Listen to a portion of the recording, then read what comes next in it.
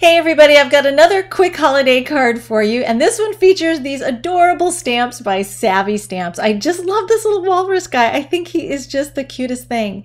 So I'm going to start by taking some Nina Desert Storm, and I've already pre-scored my card. This is going to be a standard A2 card, so it's going to be 4 1/4 by 5 1/2 when it's folded. And I'm just going to mask off the gutter crease, and then I'm inking all the stamps, including the pine branch. This is also by Savvy with Hero Arts Unicorn White Pigment ink.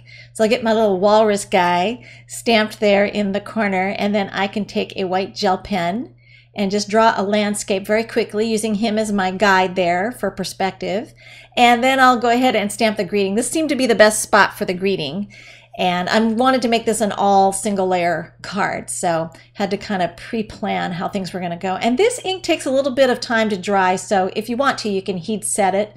If you're making a whole bunch, you could just set them aside to dry until you move on to the next steps. And I like to actually place it face down against some scratch paper when I crease it, because then I don't end up smearing anything, just in case I have a few wet spots there.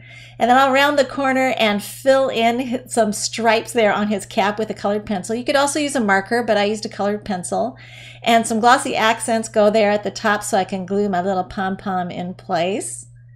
There we go. Use my tweezers to keep it from getting away from me. And then one of the reasons why I put the base coat of color there is I knew I was going to put some Stickles glitter glue down over the top of that, and to avoid any gaps, because sometimes you end up with some gaps and the what's underneath will show through the glue from the glitter glue. I like to put a base coat of color down. So I did that, and then I've got my glitter glue on there. And then one last finishing touch, I'm using a black glaze pen to emphasize his eyes there a little bit. And that's it, the card is done, but I just think it's so adorable. I was monkey clapping. Thanks for watching.